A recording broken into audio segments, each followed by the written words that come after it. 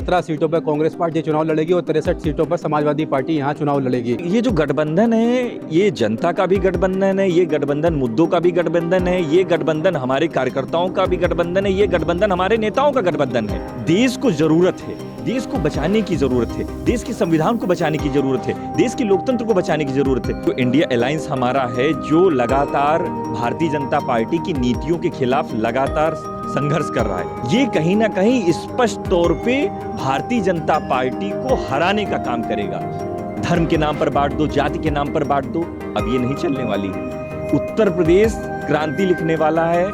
नमस्कार दोस्तों, आज भारतीय राष्ट्रीय कांग्रेस और समाजवादी पार्टी का गठबंधन हो गया है और 17 सीटों पर कांग्रेस पार्टी चुनाव लड़ेगी और 63 सीटों पर समाजवादी पार्टी यहाँ चुनाव लड़ेगी।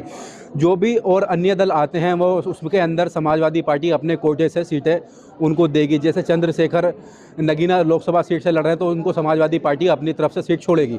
इसी को लेकर हमारे साथ में कांग्रेस पार्टी के प्रदेश प्रवक्ता सचिन रावत जी हमारे साथ हैं, उनसे बातचीत करेंगे। सर, सबसे पहले तो आपको बहुत बहुत बधाई, कांग्रेस पार्टी और समाजवादी पार्टी का गठबंधन हो गया है। देखिए, उत्तर प्रदेश को भी बधाई देना चाहता हूँ, देश को भी बधाई देना चाहता हूँ कि जिस तरह से जो इंडिया अलायंस हमारा है, जो लगातार भारतीय जनता पार्टी की नीतियों के खिलाफ लगातार संघर्ष कर रहा है। जिस तरह से आदरणीय श्री राहुल गांधी जी ने उत्तर प्रदेश में जो भारत जोड़ो न्याय यात्रा निकाली, जिसमें से अपार समर्थन मिला, लोगों का प्यार मिला, दुलार मिला, लोग आस लगाए थे, राहुल गांधी जी से आस लगाए थे।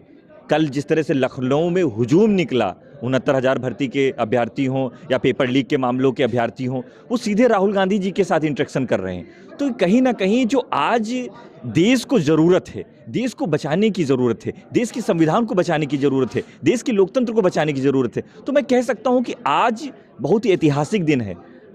कांग्रेस पार्टी और समाजवादी पार्टी का जो अलायंस है, ये कहीं ना कहीं स्पष्ट तौर पे भारतीय जनता पार्टी को हराने का काम करेगा।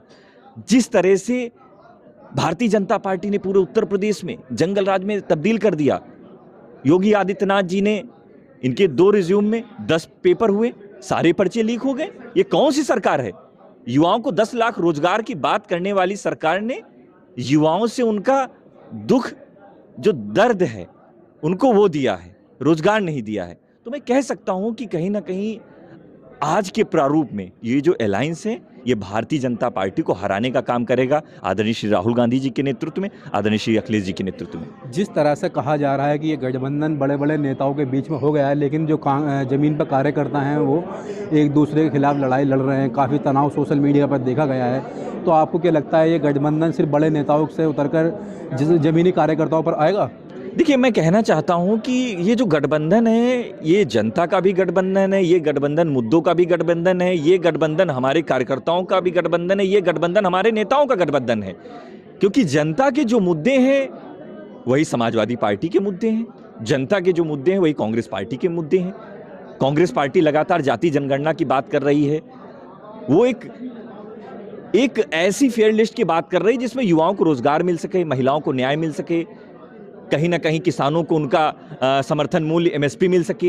यही समाजवादी पार्टी का कहना है। समाजवादी पार्टी भी पीडीए की बात कर रही है। तो मैं कह सकता हूं कि ये गठबंधन जनता के साथ में हुआ है और कहीं ना कहीं ये गठबंधन जो है सभी वर्गों के साथ हो चुका है। ये जो भारतीय जनता पार्टी की नीति है ना, धर्म के नाम पर बांट दो, जाति के नाम पर बांट दो, अब ये नहीं चलने वाली है। उत्तर प्रदेश क्रांति लिखने वाला है और जब चुनाव के रिजल्ट आएंगे, आप देख लीजिएगा, उत्तर प्रदेश में इंडिया अलायंस सबसे मजबूत स्थिति में रहेगा और निश्चित तौर पे इंडिया अलायंस की सरकार बनेगी। जिस तरह से उत्तर प्रदेश के अंदर 60 लाख युवाओं का भविष्य अंधेरे के अंदर चला गया है और पेपर लीक हो गया है, तो कांग्रेस पार्टी इस मुद्दे को और इंडिया गठबंधन कैसे इस मुद्दे को भुनाएगा और उन युवाओं के परिवारों को कैसे कांग्रेस अपनी तरफ इस गठबंधन के तहत खींच पाएगी, उनके वोट कांग्रेस पार्टी को डल सकें?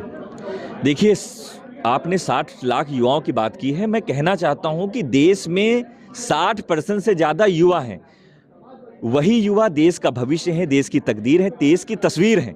राहुल गांधी जी का सपना है कि युवाओं को भागीदारी मिल सके, हिस्सेदारी मिल सके, रोजगार मिल सके। जिस तरह से पेपर लीक का मामला आया, श्री राहुल गांधी जी ने प्रमुखता से अपनी इस यात्रा में उस मामले को उठाया और सीधे सरकार के सामने सवाल स्पष्ट तौर पे पूछ लिया कि ये सरकार रोजगार दे पाने में असफल क्यों है? आप जो भी परीक्षा कराते हैं, पेपर क्यों लीक हो जाते हैं?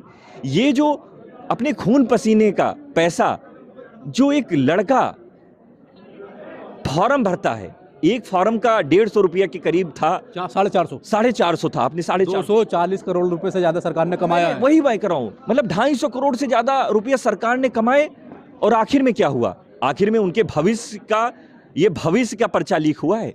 जो अपनी खून पसीने की कमाई से एक रोजगार कर सकता था, एक अपनी बात कर सकता था, उसके परिवार में लोगों का एक विश्वास था, लेकिन वो पर्चे लीक कर देते। ये पर्चा लीक वाली सरकार है, और हम लोग सड़क पे भी संघर्ष करेंगे, हम लोग सदन में भी करेंगे। आने वाले समय में चुनाव है, यही 60 लाख युवा इनको जवाब देने के लिए तैयार है।